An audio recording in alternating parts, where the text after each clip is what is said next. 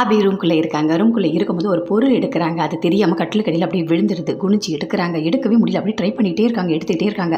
அதுக்குள்ளே கரெக்டாக ராகவ் வராரு. கட்டிலில் இடிக்காத மாதிரி அப்படியே தலை மேலே கை வைக்கிறாரு. வா வெளியே வா, என்ன பண்ணிகிட்டு இருக்க நீ கட்டிலடியில் அப்படின்னு சொல்லிட்டு ராகவ் கேட்குறாரு. அப்போ அபி அப்படி கோவமாக சொல்கிறாங்க, நான் கட்டிலடியில் சமையல் பண்ணிகிட்டு இருந்தேன் அப்படின்னு சொல்லிட்டு. அங்கே வந்து அப்படியே போகிறாரு. ராகவ் போயிட்டு பேகை வச்சுட்டு ஃபோனை பார்த்துட்டே இருக்காரு. அபி போய் 45,000 பணம் கொண்டு வராங்க. இந்தாங்க இதில் 45,000 பணம் இருக்குது அப்படின்னு சொல்லிட்டு கொடுக்குறாங்க. ஆமாம், இந்த பணத்தை நீ எனக்கு எதுக்கு கொடுக்குற அப்படின்னு சொல்லிட்டு ராகவ் கேட்குறாரு. இந்த பணம் எதுக்கு தெரியுமா? அப்பாவோட ஆப்ரேஷனுக்கு நீங்கள் பணம் கொடுத்துருக்கீங்க, அதில் இருந்து தான் இந்த பணத்தை நான் கொடுக்குறேன். இது முதல் தவணையாக வச்சுக்கோங்க, இதில் 45,000 பணம் இருக்குது அப்படின்னு சொல்லிட்டு அப்படி கொடுக்குறாங்க. அதெல்லாம் எனக்கு வேண்டாம் அப்படின்னு சொல்கிறாரு. இங்கே பாருங்கள், நான் கல்யாணத்துக்கு முன்னாடி வேலை பார்த்து 65,000 பணம் சம்பாதிச்சு வச்சுருந்தேன். அதில் 45,000 உங்களுக்கு கொடுக்குறேன். மீதி 15,000 அம்மா அப்பாவுக்கு கொடுக்க போகிறேன் செலவுக்கு. 5,000 என்னோட செலவுக்காக நான் வச்சுருக்கேன் அப்படின்னு சொல்லிட்டு அப்படி சொல்கிறாங்க. இங்கே பாருங்கள், இந்த பணத்தை வாங்கிக்கோங்க அப்படின்னு சொல்லிட்டு கொடுக்குறாங்க. இல்லை வேண்டாம் பரவாயில்ல அப்படின்னு சொல்லிட்டு ராகவ் சொல்கிறாரு. இங்கே பாருங்கள், பணம் இருக்கும்போதே கொடுத்தாதான் உண்டு, என்கிட்ட பணம் இருக்குது இந்தாங்க அப்படின்னு சொல்லிட்டு அப்படி கொடுக்குறாங்க. இங்கே பாருங்கள், முக்கியமான ஒரு விஷயம், நான் வந்து மொத்த பணம் மட்டும்தான் கொடுப்பேன், எந்த இன்ட்ரெஸ்ட்டும் நான் தரமாட்டேன் அப்படின்னு சொல்கிறாங்க. உங்ககிட்ட இப்போ யார் இன்ட்ரெஸ்ட் கேட்டா அப்படின்னு சொல்லிட்டு ராகவ் சொல்கிறாரு.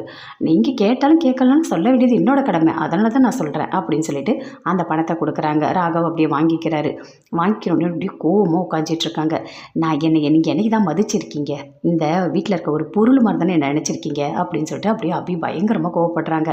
அப்படியே பார்க்குற ராகவ் எதுவுமே பேசவே இல்லை. இந்த வீட்டில் சூடு சுவர்ணை ஏதாவது இருந்ததுன்னா யாரும் இருக்க மாட்டாங்க அப்படின்னு சொல்கிறாங்க. அப்போ நீங்கள் தானே இருக்க அப்படின்னு சொல்லிட்டு ராகவ் கேட்குறாரு. ஆமாங்க ஆமாம், இப்படி தான் பேசுவீங்க, ஏன்னா உங்ககிட்ட கை நீட்டி பணம் வாங்கிட்டேன்ல, இப்படி தான் இலக்காரமாக பேசுவீங்க, எனக்கு சூடு சோரணை எதுவுமே இல்லை அப்படின்னு சொல்லிட்டு அப்படியே பயங்கர கோவமாக கத்திட்டுருக்காங்க. இங்கே பாருங்கள், உங்களுக்கு நான் இன்ட்ரெஸ்ட்டு தரமாட்டேன்னு சொன்னேன், அது ஏன் தெரியுமா? நான் இங்கே 8 மாதம் இந்த நரகத்தில் இருக்கேன், அதனால தான் உங்களுக்கு இன்ட்ரெஸ்ட்டு கிடையாது அப்படின்னு சொல்லிட்டு அப்படி சொல்கிறாங்க.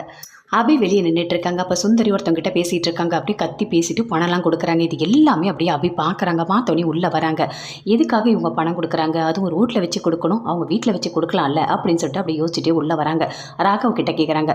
ஆமாம், அவங்க சித்தி ரோட்டில் யார்கிட்டயும் பேசிகிட்டு இருக்காங்க, அதுவும் காரசாரமாக பேசிகிட்டு இருக்காங்க, பணம்லாம் கொடுத்தாங்க, யாருக்கு கொடுக்குறாங்க அப்படின்னு சொல்லிட்டு அப்படி கேட்குறாங்க. இங்கே பாரு, உனக்கு இதெல்லாம் தேவையில்லாத வேலை, நீ எதுக்கு இதெல்லாம் பேசிகிட்டு இருக்க? அவங்க யாருக்கும் பணம் கொடுக்குறாங்க, கொடுக்கல, உனக்கு என்ன, உன் வேலையை பாரு அப்படின்னு ராகவ் சொல்கிறாரு. அதை கேட்டோன்னே அபிக்கு இன்னும் கோவம் அதிகமாக வருது.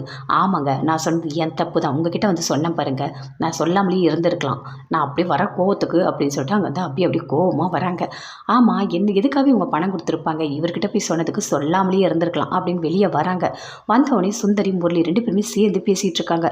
முரளி சொல்லிட்டு இருக்காரு, அந்த அபி எனக்கு தான், அபிக்கு என் மேலே வெறுப்பு வர வர அப்படியே ராகவ மேலே காதலாக மாறுது, கண்டிப்பாக விடவே கூடாது, என்னோட அபி எனக்கு தான், நான் விடவே மாட்டேன் அப்படின்னு சொல்லிட்டு முரளி சுந்தரி கிட்ட சொல்லிட்டு இருக்காரு. ஆமாம், அவளுக்கு கொஞ்சம் நெஞ்ச திமுறா இருக்குது, அவளுக்கு பயங்கரமாக திமுர் இருக்குது, ரொம்ப நக்கலாக பேசிகிட்டு இருக்கா, அவளோட ஆட்டம் அதிகமாக இருக்குது, என்னால் தாங்கவே முடியல அப்படின்னு சுந்தரி சொல்லிட்டு இருக்காங்க. கண்டிப்பாக அபி மனசை மாற்றணும் அப்படின்னு சொல்லிட்டு முரளி பேசிகிட்டே இருக்காரு. அதுக்குள்ளே அங்கேருந்து அப்படியே பார்த்துட்டே இருக்காங்க அபி. ஆமாம், இந்த முரளி எதுக்காக இவங்கக்கிட்ட இப்படி பேசிகிட்டு இருக்காரு? அஞ்சலி அக்கா கிட்ட மட்டும் பேச சொன்னால் என்னால் நான் பேச முடியாதுன்னு அப்படியே அமைதியாக இருக்கார் பாட்டிக்கிட்ட. ஆனால் இவங்கக்கிட்ட இப்படி பேசிகிட்டு இருக்காரு கையாட்டி ஆட்டி, என்ன நடக்குதுன்னு தெரியலையே அப்படின்னு அபி தூரமாக இருந்து அப்படி பார்த்துட்ருக்காங்க. அபி பார்க்குறத முரளி பார்த்துட்டாரு. பார்த்துட்டோன்னே சொல்கிறாரு, அத்தை அங்கேருந்து அபி பார்க்குறா அப்படின்னு சொல்லிட்டு அப்படியே அப்படியே ஒரு மாதிரி தலையெல்லாம் அப்படியே பிக்கிற மாதிரி பண்ணுறாரு. எனக்கு ஏன் இப்படி சொல்கிறீங்க? எனக்கு என்ன ஞாபகம் வருதோ அப்படி தான் நடக்கும், எனக்கு இப்போ ஞாபகம்லாம் வரல, நான் அஞ்சலி என் மரியாதையாக தான் நடத்துகிறேன் அப்படின்னு சொல்லிட்டு இருக்காரு. அப்படியே அங்கேருந்து வராரு. வந்து அபி கிட்ட நின்றுட்டு கத்துறாரு. அப்படியே இங்கே பாருங்கள், நான் வந்து அம்மம்மாலாம் கூப்பிட மாட்டேன், அஞ்சலின்னு தான் கூப்பிடுவேன், எனக்கு இப்போ ஞாபகம் என்ன இருக்கோ அதை தான் நான் பண்ண முடியும், நான் அஞ்சலியை பாசமாக தான் பார்த்துக்கிறேன், உங்கள் இஷ்டத்துக்குலாம் என்னால் பேச முடியாது அப்படின்னு முரளி அப்படி நடிக்கிறாரு. நடிச்சுட்டு அங்கேருந்து அப்படி உள்ளே போகிறாரு. அப்போ யோசிக்கிறாங்க சுந்தரி, இவன் மகா நடிகனாக இருப்பான் போல இருக்கே, அப்படி பார்க்குறான்னு சொல்லிட்டு பேச்சை மாற்றி எப்படிலாம் நடிக்கிறான் அப்படின்னு நம்புற மாதிரி. பாவம் அந்த அபி குடும்பம் இப்படியே நடித்து அபியை கல்யாணம் பண்ணுற ஸ்டேஜுக்கு கொண்டு போயிருக்கான். இவன் மகா நடிகன் தான், ஆனால் கொஞ்சம் ஜாக்கிரதையாக இருக்கணும், இவன்கிட்ட விட்டால் நம்மளே ஏதாவது பண்ணிவிடுவோம் அப்படின்னு சொல்லிட்டு சுந்தரி மனசுக்குள்ளேயே யோசிச்சுட்டு அங்கேருந்து போகிறாங்க. முரளி பார்த்தோன்னே அபிக்கு பயங்கரமாக கோவம் வருது. அப்படியே யோசிக்கிறாங்க. ஆமாம், அம்மம்மானு கூப்பிட சொல்கிறதுக்கா இப்படி கத்திட்டு போகிறான், இவன்லாம் திருந்தவே மாட்டான், நம்மளை எப்படிலாம் ஏமாத்துறான் தெரியுமா? அம்மம்மான்னு சொல்லிட்டு ஒருத்தவங்களை கூட்டிகிட்டு வந்து அம்மானு வேற சொன்னான், அதையும் நம்பி இருக்கனேண்ணா, பெரிய முட்டாள், நான் போய் ஜெயிலர்லாம் திட்டவே கூடாது அப்படின்னு சொல்லிட்டு அப்படி மனசுக்குள்ளேயே பேசிகிட்டு இருக்காங்க. ஆனால் அந்த ஜெயிலர்கிட்ட போயிட்டு உங்கள் சித்தி முரளி இவங்கெல்லாம் இப்படி பேசிகிட்டு இருக்காங்க, நம்ம ஏதாவது சொன்னால் அந்த ஜெயிலர் நம்மளையே திட்டுவார், அதையும் போய் நம்ம சொல்ல முடியாது அப்படின்னு சொல்லிட்டு அப்படியே கோவப்படுறாங்க. ஆமாம், எனக்கு ஒரு டவுட்டு, அந்த ஜெயிலரை எப்படி படைச்சிருப்பாரு? ஓ, பிரம்மன் படைச்சிருப்பாரா? கண்டிப்பாக கிடையாது, ஏதாவது நரகத்துலேருந்து வந்திருப்பாங்க, அவங்க தான் இவரை பூமிக்கு அனுப்பியிருப்பாங்க அப்படின்னு சொல்லிட்டு அப்படியே தானாகவே பேசிகிட்டு இருக்காங்க. பேசிட்டு அப்படியே உள்ளே போகிறாங்க. போய் பார்க்குறாங்க. பார்த்தா நல்லா ராகவ தூங்கிட்டு இருக்காரு. எங்கேயாச்சும் கொஞ்சமாவது அக்கறை இருக்கா, எப்படி தூங்கிட்டு இருக்காரு அப்படின்னு சொல்லிட்டு அப்படியே பேக் எடுக்கிறாங்க. எடுத்த உடனே அதில் டைரி இருக்குது. சரி, டைரி நம்ம படிக்கலாமா அப்படின்னு சொல்லிட்டு அந்த டைரி எடுக்கிறாங்க. எடுத்துகிட்ட உடனே என்ன அப்படின்னு சொல்லிட்டு அப்படியே ராகவ எழுந்துக்கிறாரு. ஐயோ அப்படின்னு சொல்லிட்டு டைரி அப்படியே கீழே போட்டுடுறாங்க. போட்டுட்டோடனே அப்படியே உட்காந்துட்டு இருக்காங்க. என்ன லைட்டெல்லாம் ஆஃப் பண்ணாமல் இப்படி உட்காந்துட்டு இருக்க அப்படின்னு சொல்லிட்டு ராகவ் கேட்குறாரு. என்னங்க, உங்களுக்கு கொஞ்சமாவது யோசனை இருக்கா? நான் கோவமாக தானே வெளியே போனேன், என்னாச்சோ ஏதாச்சோன்னு ஏதாவது வெளியே பார்த்தீங்களா? நல்லா படுத்து தூங்கிட்டு இருக்கீங்க அப்படின்னு சொல்லிட்டு அப்படி கேட்குறாங்க. அப்படியே பார்க்குறாரு, எதுவுமே பேசவே இல்லை.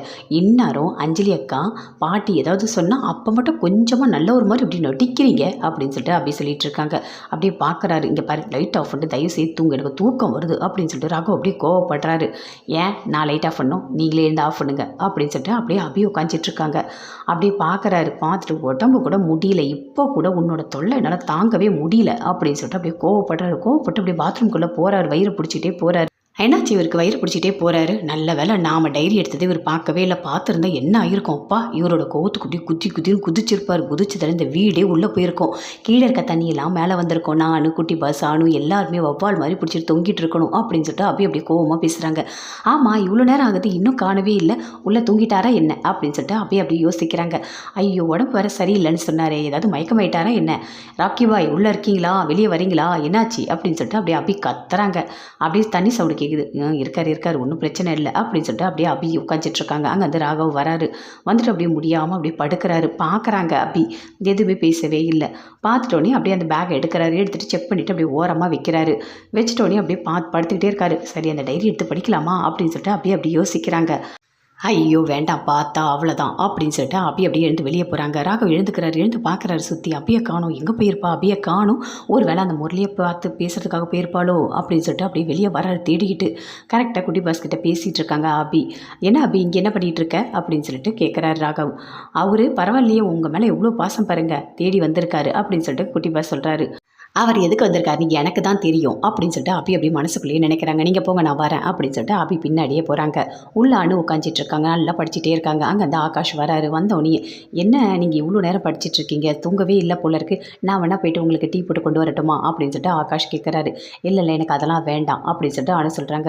இல்லை, இவ்வளோ நேரம் படிக்கணுமா என்ன? நாளைக்கு ஒன்றும் எக்ஸாம் இல்லைல்ல அப்படின்னு சொல்லிட்டு ஆகாஷ் சொல்கிறாரு. இல்லை நாளைக்கு ஒரு ஹோட்டலுக்கு போகிறேன், பார்ட் டைம் ஜாப் வேணும், அதுக்காக நான் படிச்சிட்ருக்கேன் அப்படின்னு சொல்லிட்டு அணு சொல்கிறாங்க. என்ன, இப்போ வேலைக்கு போயாகணுமா என்ன அப்படின்னு ஆகாஷ் சொல்கிறாரு. ஆமாம், என்ன போகணும், எனக்கு இந்த வீட்டில் இருக்கவே பிடிக்கல அப்படின்னு சொல்கிறாங்க. ஏன் இப்படி பேசிகிட்டு இருக்கீங்க அனு? நீங்கள் என்ன பழசெல்லாம் நினச்சிட்டு இருக்கீங்களா? எனக்கு ஆக்சிடென்ட் ஆனது எல்லாத்தையும் யோசித்து பார்த்துட்ருக்கீங்களா அப்படின்னு சொல்லிட்டு ஆகாஷ் கேட்குறாரு. இங்கே பாருங்கள், அதை மறந்தாதானே நினைக்கிறதுக்கு, அது எப்போவுமே என் மனசுக்குள்ளே தான் இருக்குது அப்படின்னு அனு சொல்கிறாங்க. ஏன் இப்படி பண்ணிகிட்ருக்கீங்க அனு? இங்கே பாருங்கள், ஒவ்வொரு நிமிஷமும் நம்மளோட சந்தோஷம் எல்லாத்தையுமே நீங்கள் தொலைச்சிட்ருக்கீங்க. சேர்ந்து வாழணுன்றதுல நீங்கள் நினைக்கவே மாட்டீங்க. ஆமாம், நான் நினைக்கல, நான் எப்போ உங்களை விட்டு வெளியே போகணும்னு தான் நான் யோசிக்கிறேன் அப்படின்னு சொல்லிட்டு அனு சொல்கிறாங்க. அதை கேட்டோடனே ஆகாஷ்க்கு பயங்கரமாக கோவம் வருது. அப்படியே கத்துறாரு. ஏன் அனு, எதுக்காக நீங்கள் இப்படி பண்ணிகிட்ருக்கீங்க? நீங்கள் பண்ணுறது எல்லாம் நல்லா இருக்கா? நீங்கள் பேசுகிறதுலாம் நல்லா இருக்கா? என்னை எப்படி ஹர்ட் பண்ணணும்னு கொஞ்சம் கூட யோசிக்கவே மாட்டீங்களா அப்படின்னு சொல்லிட்டு ஆகாஷ் அப்படியே கத்துறாரு. இங்கே எனக்கு வர கோவத்துக்கு அப்படின்னு சொல்லிட்டு அங்கேருந்து அப்படியே கோவமாக போகிறாரு. ஆனால் அப்படியே பார்த்துட்டே இருக்காங்க. எதுவுமே பேசவே இல்லை. இங்கே பாருங்கள் ஆகாஷ், நீங்கள் நல்லா இருக்கணும், கண்டிப்பாக நான் உங்கள் கூட இருக்கவே மாட்டேன், நான் உங்களை விட்டு பிரிஞ்சு போயிடுவேன் அப்படின்னு சொல்லிட்டு அப்படியே யோசிச்சுட்டு பயங்கரமாக ஃபீல் பண்ணிகிட்டு இருக்காங்க அனு. ஆகாஷ் யோசிச்சுட்டு இருக்காரு. நான் சம்பாதிக்கிற எல்லா பணமும் அணுக்கு தான். எதுக்காக அணு வேலைக்கு போகணும்னு நினைக்கிறா, பணம் சம்பாதிக்கணும்னு நினைக்கிறா, எதுவுமே எனக்கு புரியவே இல்லையே அப்படின்னு சொல்லிட்டு அப்படியே ஆகாஷ் யோசிச்சுட்டு இருக்காரு.